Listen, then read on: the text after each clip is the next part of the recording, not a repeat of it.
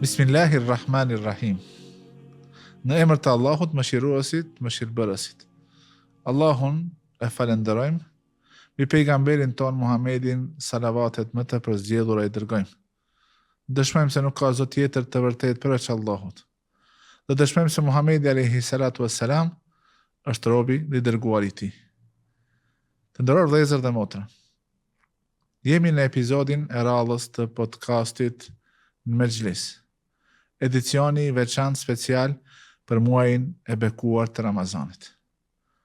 E falenderojmë Allahun i cili na mundsoi të arrijmë fundin, apo pjesën e tretë të muajit të Ramazanit, 10 e fundit, në të cilin është nata e Kadrit. Kjo është një begati shumë e madhe.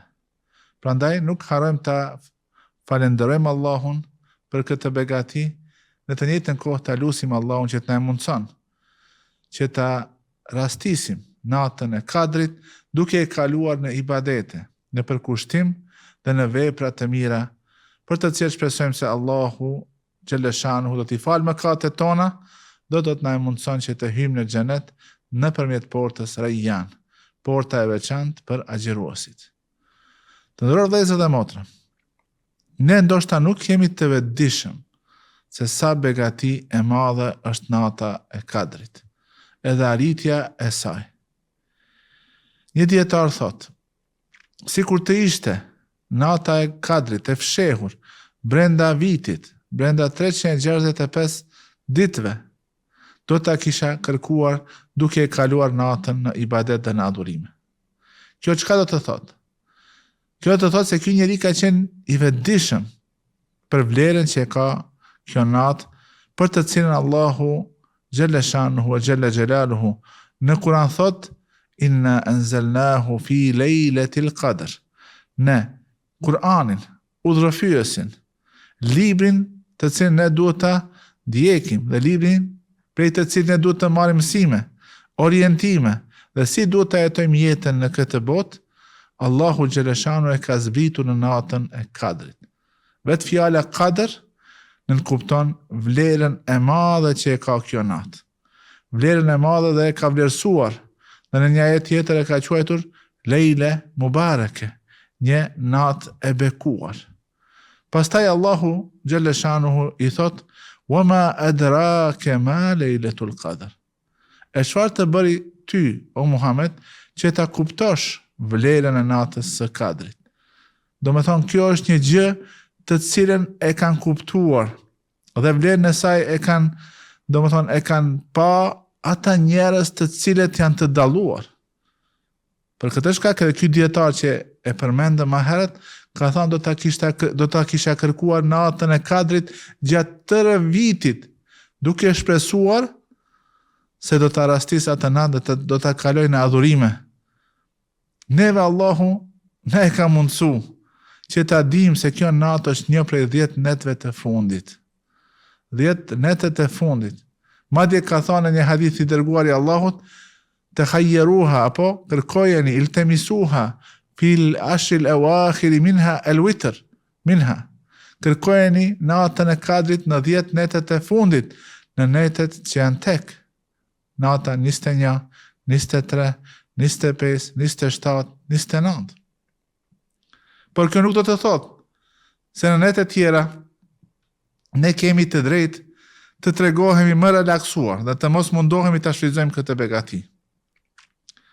I dërguari Allahut Muhammedi sallallahu alaihi wasallam për natën e Kadrit thot, "Men qama lejletal qadri imanan wa ihtisaban ghufira lahu ma taqaddama min dhanbi." Ai njeri i cili e kalon natën e Kadrit duke qëndruar në këmbë, duke falë namaz, me iman, me bindje, besim të fort dhe të fuqishëm, dhe me shpresë në shpërblimin e Allahut subhanahu wa taala, do t'i falen mëkatet që i ka bërë më herët.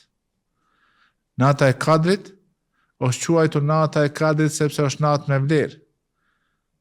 Në komentimet e saj ka ardhur se quhet nata e Kadrit sepse në këtë natë, siç thot Allahu, yufraku fiha kullu amrin hakim. Në këtë natë vendoset përcaktohet, është nata e përcaktimit. Çdo çështje e urtë, çdo caktim vjetor përcaktohet në natën e Kadrit. Lejletul Qadri, ashtu është quajtur nata e Kadrit, sepse në këtë natë toka bëhet e ngushtë nga numri i madh i melekëve që zbresin. Nga numri i madh i melekëve që zbresin në tokë, zbresin me bereqet prej Allahut dhe zbresin po ashtu me rahmet, mëshirë prej Allahut xhalla shanuhu xhalla xhelaluhu. Është quajtur nata e Kadrit, sepse në këtë natë toka bëhet e ngushtë nga numri i madh i melekëve që zbresin në tokë. Zbresin të udhëhequr nga Xhibrili alayhis salam. Zbresin, si thënë dietarët, me bereqet. E ne sot në këtë jetë, në këtë botë, kemi shumë nevojë për begatin dhe bereqetin që vjen prej Allahut subhanahu wa taala. Po ashtu, këta zbresin edhe me rahmet, me mëshirë. Ne kemi cek hadithin e Muhamedit sallallahu alaihi wasallam që Allahu në çdo natë për netëve të Ramazanit liron njerëz nga dënimi në zjarrin e xhehenemit. Dhe kjo natë nuk është ndryshe nga ato natë të tjera, sepse edhe në këtë natë ndoshta mëshira e Allahut është akoma më e shfaqur dhe numri atyre që shpëtojnë nga zjarri i xhehenemit dhe lirohen nga zjarri i xhehenemit është shumë më i madh se sa në natë të tjera.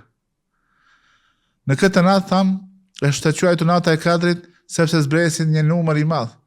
Thënë dietarët, numri i melekëve që zbresin në tokë dhe e bëjnë tokën të ngushtë nga numri i madh që zbresin është sa numri i guralecave që janë në tokë. Numri i guralecave që janë në tokë, aq i madh është numri i melekëve që zbresin, me mirësitë prej Allahut subhanahu wa taala. Pastaj Allahu xhaleshanu thot: Lejletul Qadri khairun min alfi shahr. Kjo natë është më e vlefshme se sa 1000 muaj. Disa dietare kanë quajtur nata e jetës, do me thonë është një natë e cila e përfshin kohëzgjatjen e një jetës njerëzore. Thënë dietarët se është transmetuar prej ashabëve të Muhamedit sallallahu alaihi wasallam që kur kanë ardhur në Medinë janë takuar me izraelitët, të cilët janë lavdruar dhe kanë thënë në mesin ton ka pas mbretër që e kanë pas mbretërinë e tyre më shumë se 500 muaj. Për shembull, thonin se Sulejmani, mbretëria e tij dhe pushteti i tij ka zgjatur 500 muaj, ndërsa Dhulkarneni, mbretëria e tij po ashtu ka zgjatur 500 muaj. E këto së bashku bëjnë 1000 muaj, që do me thonë 83 vite kanë sunduar. Pastaj ka zbrit Allahu ajetin ku thot Lejletul Qadr. Kjo natë, nata e Kadrit, është më e vlefshme se sa këto 1000 muaj, se sa pushteti dhe begatit e kësaj dunjas që njeriu i posedon brenda 1000 muajve, apo brenda më shumë se 1000 muajve. Sepse është natë në të cilën, siç thot në ajetin vijues, Selamun hiya hatta matla'il fajr. Kjo natë është shpëtim, është paqe, është qetësi, është rehati, është siguri deri në agimin e mëngjesit.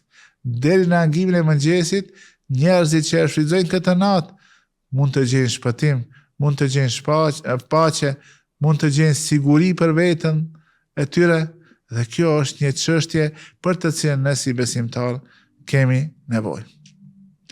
Nëse dëshirojmë të kuptojmë se si i ka kaluar i dërguari Allahut këto net, më mirë do ta kuptojmë nëpërmjet shpjegimit që jep Aisha radhiyallahu anha, e cila thot: Idha dakhala al-ashr, kur hinte 10 i fundit, i dërguari Allahut e shtërngonte rrypin e tij, që do me thonë bëhej gati ta dëshmon veten e tij në ibadet, të jetë i qëndrueshëm edhe të kryen obligimet me një përkushtim, adhurimet me një përkushtim të pashembull. Pastaj thot ahya laylahu, do me thonë e ngjallte natën me adhurime, në veçanti me namaz. Edhe namazi i natës është përmendur në hadithin tjetër që e thamë më herët, ku thot kush e kalon natën e Kadrit në namaz, duke qëndruar në këmbë, edhe duke kryer namazin ashtu si duhet, Allahu me iman, me besim dhe me shpresë në shpërblimin e Allahut do t'ia falë mëkatet që i ka bërë më herët. Pastaj thot eiqadha ahlahu, nuk e lin të i dërguari Allahut që nga këto net të përfiton vetëm ai, por e zgjonte edhe familjen e tij që së bashku ta madhrojnë, ta adhurojnë Allahun subhanahu wa taala me shpresë që ta fitojnë shpërblimin e madh që e jep Zoti i gjithësisë, krijuesi jon, Allahu subhanahu wa taala, për ata të cilët e kalojnë këtë natë në adhurime. Në një hadith tjetër thuhet se kur hinte 10 i fundit i Ramazanit, i dërguari Allahut e palonte shtratin e tij, që do të thonë përshëndetej me gjumin. Edhe, siç thot Aliu radiallahu anhu, në 20 e parë, do të thonë 20 ditët e para dhe netet e para të Ramazanit, i dërguari Allahut falej, po edhe pushonte, falej edhe flente, por kur hinte, do të thonë 10 i fundit, gjumi natën i thoshte jo i dërguari Allahut, i përkushtohej plotësisht adhurimit të Allahut subhanahu wa taala, në formë të namazit, në formë të përmendjes së Allahut subhanahu wa taala, në formë të lutjes, duas, në formë të itikafit. Itikafi është një adhurim që e praktikon të i dërguari Allahut, që vetmohej në xhaminë e tij për ta madhruar dhe për ta adhuruar Allahun subhanahu wa taala. Thënë dietar, qëllimi ka qenë se njeriu i cili largohet nga masa, largohet nga njerëzit, është në gjendje shumë më të mirë që ta forcon lidhjen e tij që e ka me Allahun subhanahu wa taala. Zemra nëse prej saj largohet ndikuesit e jashtëm, sikur se në shoqëria, kolegët në punë apo familja, atëherë është zemër e prirë, e para përgatitur që t'i forcon lidhjet dhe raportet me Allahun subhanahu wa taala. Prandaj dietarët shpeshher kanë thënë se itikafi nuk bëhet me trup, edhe pse me trup njeriu duhet të qëndron në xhami dhe nuk i lejohet atij me dalë prej xhamis përveç në rast të nevojës, apo përveç në rast kur ka nevojë për diçka të cilën nuk ka mundësi ta kryen në xhami. Por itikafi i vërtet është itikafi i zemrës.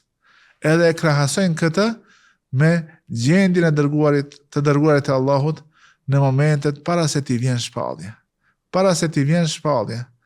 Thot Aisha radiallahu anha, duke e përshkruar se i dërguari Allahut i kalonte netët dhe ditët në adhurime, në madhrim të Allahut, dhe forconte raportin dhe lidhjen e tij me Zotin, krijuesin, derisa erdhi momenti kur erdhi në natën e Kadrit, Xhibrili alayhis salam, meleku të cilit Allahu ja ka dhënë detyrën që t'u sjell shpalljen pejgamberëve, dhe erdhi me 5 ajetet e para të surës Al-Alaq. Ikra bismi rabbika alladhi khalaq, lexo në emrin e Zotit tënd i cili krijoi. Prandaj itikafi është një ibadet i cili i përket zemrës. Zemra që ka nevojë të mbushet me iman, të mbushet me dashurinë ndaj Allahut, të mbushet me mbështetje tek Allahu, të mbushet me shpresë tek Allahu dhe tek mëshira e tij, të mbushet me kërkim të furnizimit për Allahu subhanahu wa taala. Kretin këto adhurime të zemrës, të cilat njeriu ndoshta e ka vështirë t'i kontrollon dhe t'i kultivon kur është në mesin e njerëzve. Ndërsa kur vetmohet, kur është i vetmuar me Zotin e tij, atëherë është shumë më lehtë që ta formon dhe ta forcon këtë lidhje me Zotin e tij, me krijuesin e tij. Këto net të nderuar vëllezër, janë mundësi që nuk duhet ta humbim. Wallahi, është humbje shumë e madhe nëse kalojnë këto net dhe ne nuk arrim të shfrytëzojmë apo të përfitojmë prej mirësive të këtyre netve, në veçanti prej mirësive të natës së Kadrit. Prej çështjeve që na ka rekomanduar i dërguari Allahut që t'i bëjmë në këto net është edhe duaja. Aisha një ditë e pyet pejgamberin sallallahu alaihi wasallam, nëse rastis apo e qelloj natën e Kadrit, çfarë më rekomandon o i dërguari i Allahut që të them? Çfarë më rekomandon që të bëj dua? Me çfarë dua të bëj? Me çfarë dua dhe lutje të drejtohem Allahut subhanahu wa taala? Pejgamberi sallallahu alaihi wasallam ja thot një lutje të shkurtër, por kjo lutje në realitet të tregon esencën e njeriut, i cili ka nevojë që Allahu t'ia fal mëkatet, gabimet që i bën. I thot pejgamberi sallallahu alaihi wasallam: "Kuli Allahumma innaka afuwun tuhibbul afwa fa'fu anni." O Allah, ti je falës. Falja që përmendet këtu, të nderuar vëllezër, nuk është falje e cila pas vete lën pasoja. Jo, është falje e plot, e cila nënkupton fshirjen e mëkatit edhe pasojat e atij mëkatit që njeriu e ka bë. Se ne si besimtar jemi të vetëdijshëm se njeriu i cili ka mëkate, me ato mëkate ai vetveten e ka ngarkuar edhe me disa pasoja që i kanë mëkatet. Por nëse Allahu El Afu, ai që është falës, na i fal mëkatet dhe na i fshin, atëherë nuk do të mbetet asnjë pasojë negative prej këtyre mëkateve. E do faljen, subhanallah. Në këto ne t'ja kujtojmë vetvetes se Allahu e do faljen. Do nuk është diçka që ne ja imponojmë Zotit kur ti kërkojmë falje, por prej ti kërkojmë diçka që Zoti, krijuesi jon, ai që na ka dhënë çdo gjë që posedojmë, ai që sundon me gjithësinë, furnizuesi jon, i mëshirshmi, ai që na mëshiron, që na e begatit të panumërta, e do faljen. A nuk është kjo një motivim që ne t'i drejtohemi Allah duke kërkuar falje, nga se dim se Allahu xhaleshanu e do faljen. Ju të gjithë, të nderuar vëllezër dhe motra, e dini hadithin e pejgamberit sallallahu alaihi wasallam, ku thot se Allahu gëzohet me pendimin e robit më shumë se sa është gëzuar njeriu, i cili ka dalë në udhtim në shkretëtir, edhe është ndalë në hijen e një drunit që të pushon, edhe ka pas afër vetes deve mbi të cilën ka qenë krejt pasuria që e ka posedu. Çdo gjë që e ka pas nevojë për udhtimin e tij në shkretëtir, e ka pas mbi shpinën e devës që e ka pas pranë tij. Kur zgjohet pas një pushimi, e sheh se askund nuk e ka deven e tij. Ka humbur. Pastaj Allahu e cakton që ta gjen atë deve dhe nga gëzimi i madh,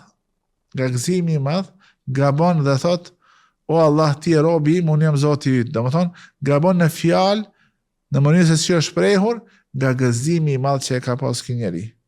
Thot pejgamberi sallallahu alaihi wasallam: "Zoti ynë më shumë gëzohet me pendimin e këtij njeriu."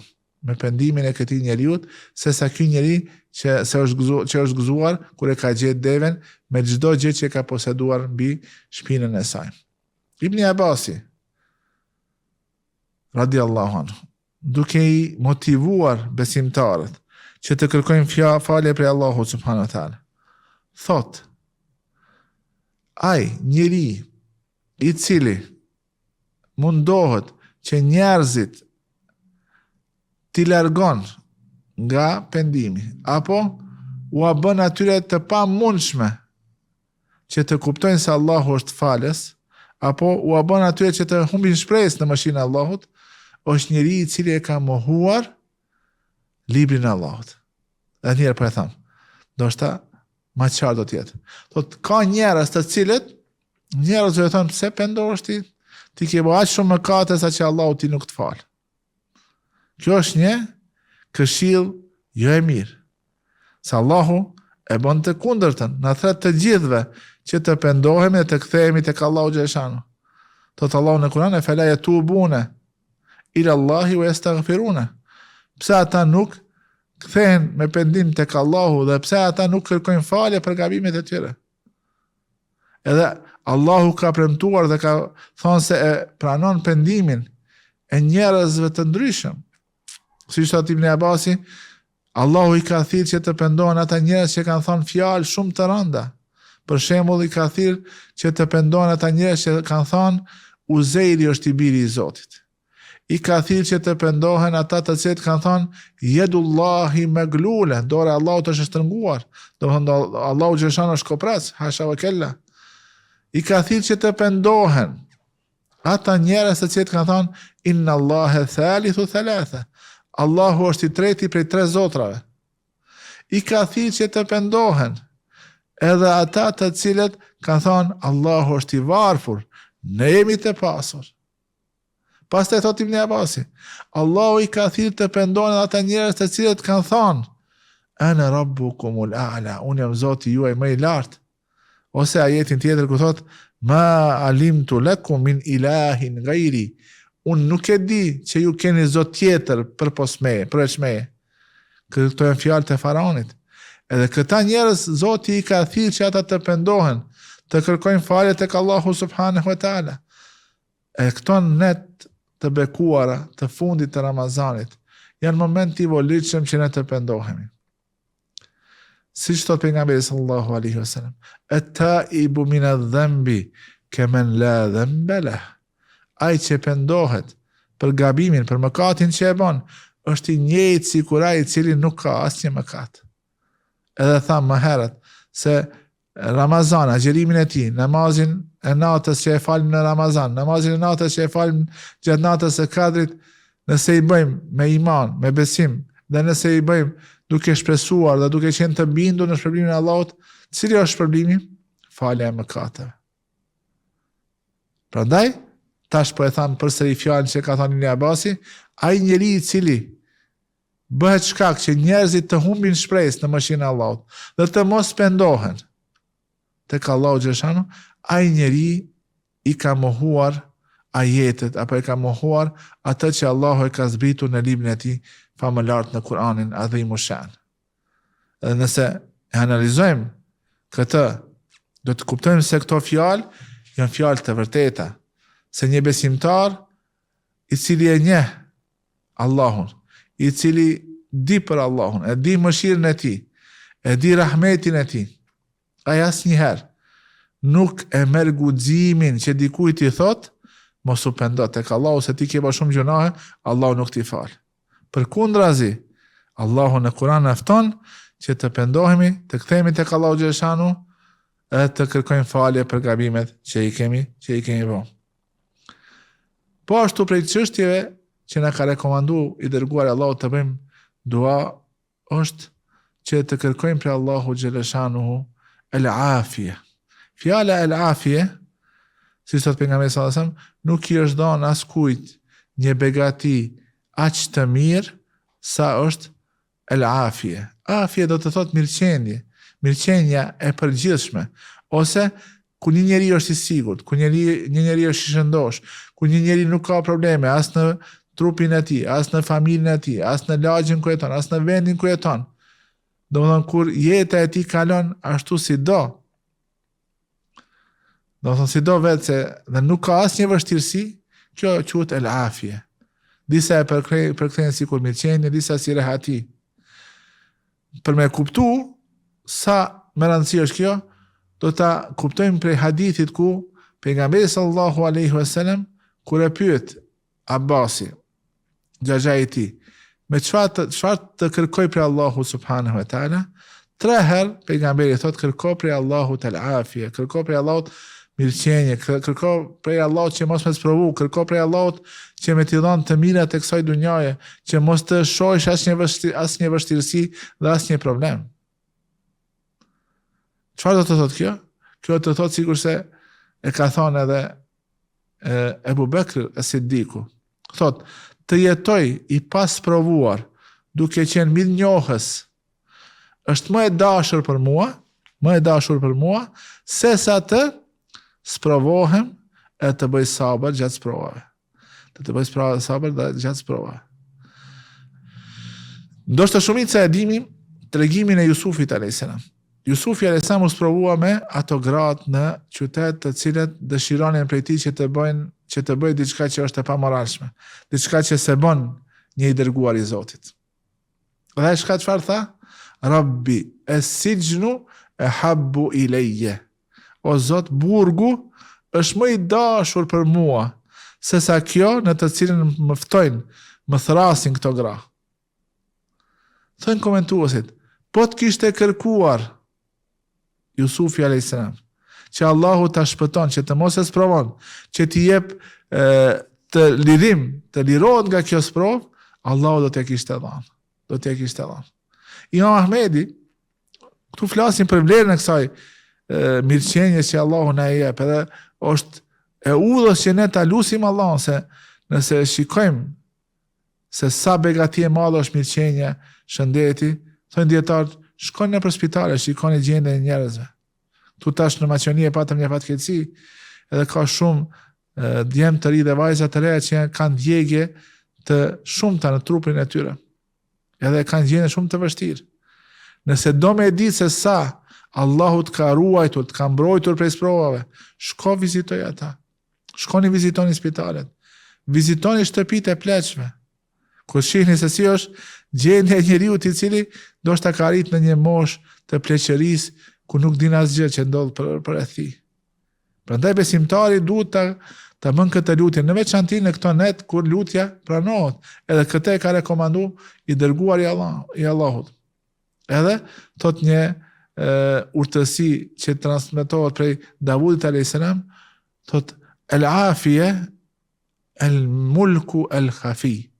Do thonë kjo mirëqenja, mos provimi i njeriut është një mbretëri, një sundim i të cilin nuk e shohin njerëzit.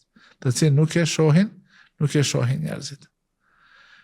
Nisa me tregu për Imam Ahmedin. Imam Ahmedi thojke, i kërkoa për Allah me ma lehtësu, që ti mësoj përmenç hadithet, por nuk e thash që të ma lehtësoj, ti mësoj ato kur jam në gjendje të mirë. Pra dhe thë shumicën e haditheve i ka mësuar duke qenë i burgosur. Çfarë të thot kjo? Kjo duhet me na motivu neve që mos ta kërkojmë sprovën. Mos ta kërkojmë sprovën, se Allahu e di se si do ta përballojmë atë sprovë. A do ta përballim me durim, a do të reagojmë me durim, apo do të reagojmë ashtu si nuk duhet të reagon një njeri, një besimtar. Prandaj një prej lutjeve që duhet me i bënë në këto net është që prej Allahut të kërkojmë mirëqenje, shpëtim prej sprovave, që me na dhon një jetë të rehatshme, një jetë të sigurt, një jetë cila nuk ka asnjë gjë që e njollos apo që e prish kënaqësinë e asaj jete, po ashtu është jetë e cila është përplot, do të thonë me adhurime dhe me vepra të mira dhe me besim tek Allahu subhanahu wa taala. Njeriu nuk duhet me humbë shpresë nëse bën lutje tek Allahu nga lutja. Nuk duhet ta humbë atë vullnetin për të bërë dua. Allahu në Kur'an tregon rastin e Zekiriait alayhis salam, i cili ka qenë plak, i cili ka bërë dua që Allahu t'i jep një pasardhës. E në fund të lutjes sot volem e kum bi duaike rabbi shaqiya. Asnjëherë nuk kam qenë i zgënjur kur të jam drejtuar me lutje, o Allahu im. Lutja ose pranohet, nëse është bërë ashtu si duhet. Lutja ka mundësi të bëhet shkak që Allahu ta largon prej neve ndonjë fatkeqësi e cila ka pas me na ndodhur në dunja. Po ashtu, lutja ka mundësi Allahu shpërblimin për atë lutje të na jep në botën tjetër. E nëse mendojmë pakës realisht edhe ashtu si i analizojnë çështjet e njerëzit e zgjuar dhe të mençur, neve më shumë kemi nevojë për ndihmë në ditën e gjykimit. Ajo është ditë në të cilën nuk bën dobi as pasuria që e kemi, as pasardhësit që i kemi, përveç zemrës së shëndosh. Ajo është ditë në të cilën ndoshta kemi nevojë që për shkak të lutjes me të cilën e kemi madhruar Allahun, dhe kemi kërkuar për Allahut, ndoshta Allahu do të na largon ndonjë fatkeqësi prej fatkeqësive të ahiretit. E fatkeqësitë e ahiretit janë shumë më të rënda se sa fatkeqësitë e kësaj dunjaje. Ndoshta Allahu subhanahu wa taala e vonon përgjigjen në lutje për me na mbrojt prej diçka të keqe që ka pas me na ndodhur ditën e gjykimit. Edhe këtë lutje e bën shkak që ti të shpëtosh nga zjarri i xhenemit, të shpëtosh nga ai dënimi i dhimbshëm me të cilën do të dënohen mosmirnjohësit dhe mohuesit, ata që nuk kanë besuar. Prandaj njeriu asnjëherë nuk do të jetë i zhgënjur nga duaja. Po ashtu pejgamberi sallallahu alaihi wasallam ka thonë: Udullaha wa antum muqinun bil ijaba. Luteni Allahun duke qenë të bindur se Allahu do t'i pranon lutjet e juaja. Edhe mos i përshpejtoni lutjet tuaja duke thonë e luta Allahun nuk më përgjigj. Asnjëherë mos e shiko a do të përgjigjet Allahu në lutjen tënde, por çdo herë shikoje gjendjen tënde kur bën dua. Gjendjen tënde kur bën dua. Shikoj lutjen tënde, a i ki plotësu krejt kushtet që a lutje me qenë e pranuar, a i ki shfrytzuar ato momente që Allahu ti ka dhënë si mundësi që të bësh dua. Pjesa e fundit e natës, Allahu zbret në qiellin që është më afër tokës dhe thot: a ka dikush që kërkon prej meje që t'i jap? A ka dikush që më lut që t'i përgjigjem lutjes së tij? A ka dikush që kërkon falje që t'ia fali? Në sejdë, robi është më afër Allahut kur është në sejdë. Kur është në sejdë, edhe thot pejgamberi, në atë gjendje le të bën dua, le të kërkon prej Allahut çfarë dëshiron. A shfrytëzojmë kohën mes ezanit dhe ikametit për të bërë dua, sepse në atë moment pranohen lutjet. Dhe krejt janë këto elemente, çështje që besimtari duhet me i shiku. Më shumë duhet të preokupohet me atë a i ka plotësu këto kushtet e lutjes, edhe më pak duhet të preokupohet Allahu a ja pranon. A për t'ja pranu Allahu xhaleshanu, në fund të ajeteve që flasin për agjerimin, çka thot Allahu? Idha sa'alaka ibadi anni fa inni qarib. Nëse të pyesin robërit e mi për mua, thuaj, unë jam afër. Allahu është afër. Ujibu da'wat ad-da'i idha da'an. I përgjigjem lutjeve të atij që më drejtohet me lutje. Falyastajibu li, prandaj ata le të më përgjigjen mua. Do thonë duke bërë ibadete, duke bërë dua, le të përgjigjen thirrjes së Allahu xhaleshanu, wal yu'minu bi, dhe le të besojnë të kune la'allahum yarshudun, që ta gjejnë rrugën e urtësisë, rrugën e zgjuarësisë dhe rrugën e arsyes. Besimtari nuk ka dyshim se përfundimi i duas është një prej këtyre gjërave. Ose t'i pranohet, ose Allah do t'i largon në fatkeqësi, ose do ta rezervon shpërblimin për atë lutje për ditën e gjykimit. Prandaj ai më shumë preokupohet me mënyrën se si e lut Allah subhanahu wa taala. Ai praktikojmë ato sunetet e Muhamedit sallallahu alaihi wasallam, që të jemi të pastër me abdes, të drejtohemi ka kibla, të çojmë duart kur bëjmë dua. Po ashtu, ai fillojmë duan duke falendruar Allahun, duke dërguar salavat mbi pejgamberin sallallahu alaihi wasallam. Këto këto elemente që duhet neve me na preokupu. A kemi pas kujdes për ushqimin? A është halal apo nuk është halal? Për veshmbathjen, për jetën, shumicën e jetës, a e mbështesim në fitim që është i lejuar apo e mbështesim në fitim që është i ndaluar?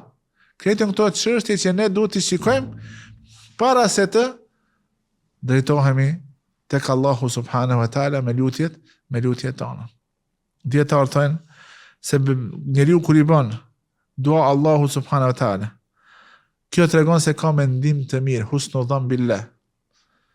Ne e kemi obligim të mendojmë mirë për Zotin tonë. Dhe mendimi i keq është një mëkat që Allahu nuk e do. E ti kur bën dua, kur ti drejtohesh Allahu xhaleshanu, këtë e bën sepse ke mendim të mirë për krijuesin tënd, për Allahun subhanahu wa taala. Pastaj thot, duaja bëhet për Allahut është shenjë se ne kemi bindje dhe besim se Allahu është el qadir, i plot fuqishëm, i cili ka mundësi me na i plotësu duat. Ka mundësi me na i plotësu duat dhe thirrjet dhe kërkesat që ja drejtojmë Allahu subhanahu wa taala.